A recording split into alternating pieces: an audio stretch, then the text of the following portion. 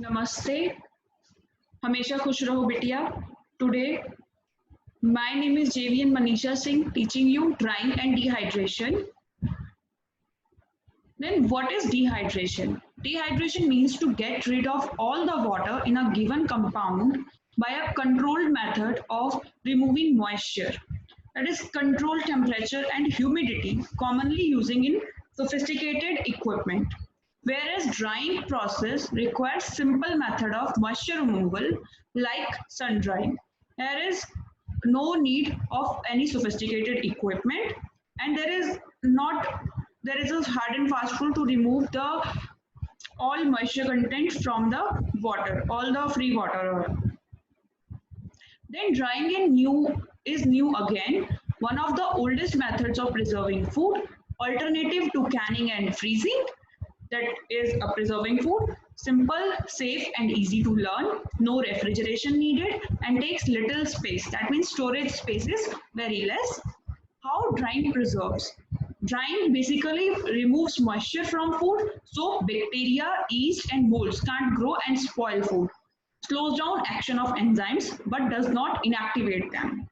Okay, then factors that affect heat and liquid transfer in food products. First of all, surface area. The greater the surface area, faster will be the product dries. Temperature. Therefore, we are cut the fruits and vegetables for drying to increase their surface area. Then temperature. The greater the difference between the product and the drying medium, the greater will be the rate of drying. Then humidity. The higher the humidity, slower will be the drying. Then atmospheric pressure. The lower will the atmospheric pressure, the lower the temperature required to remove the water. Then solute concentration. Foods high in sugar and other solutes dry more slowly. As solute is basically something which is dissolved in a solvent. Here, solvent is a water and solute is a sugar, salt, etc. Then, if the concentration of these sugar and salt is high in the solvent, that is water, then these these will require more time to dry and they will dry very slowly. As drying progresses, the concentration of solutes becomes greater and greater in the water remains, causing the drying rate to slow. Then binding of water. As a product dries, it's free. Okay, water is removed, free water is removed from the food by drying process. This water evaporates first. Free water evaporates first. Water in colloidal gels such as starch, pectin or other gums is very difficult to remove because it is in the bound form. Water that is most difficult to remove is that chemically bound in the form of hydrates. Then chemical changes, that is caramelization. Caramelization is a browning process and it occurs at high temperatures if the temperatures is too high.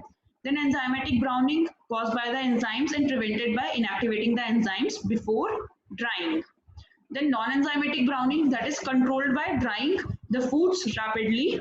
Then loss of ease of rehydration and loss of flavor. Oxidation, enzymatic browning occurs in foods high in polyphenols like apples, grapes, and tea, and many foods are pre-treated to inactivate the enzymes and prevent browning. Then controlling enzymatic activity. We will control it by heat treatment, which is known as blanching for vegetables and sometimes for fruits.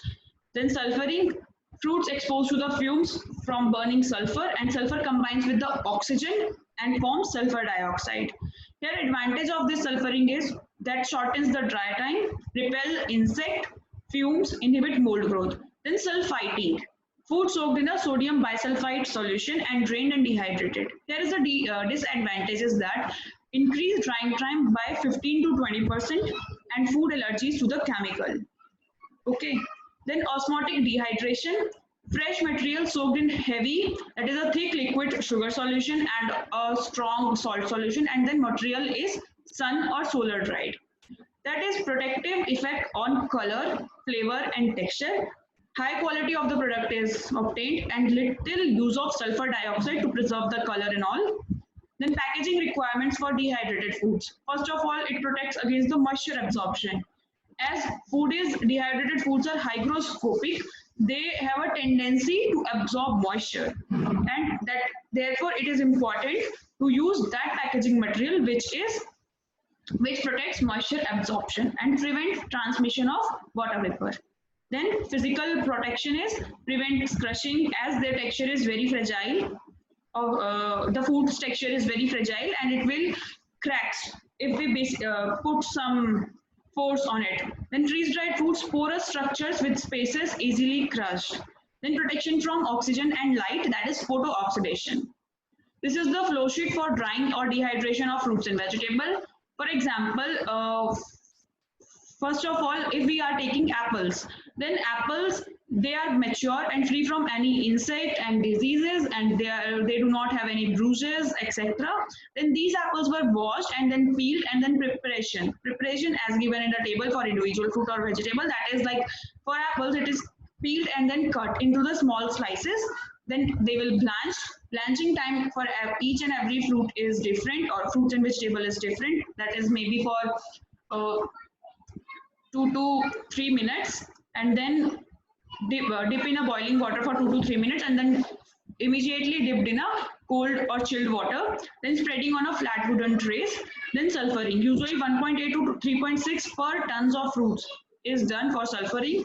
Then drying and dehydration with occasional turning, then sweating, and then packaged in a air-tin containers or polyethylene bags, and then storage at an ambient temperature in dry place.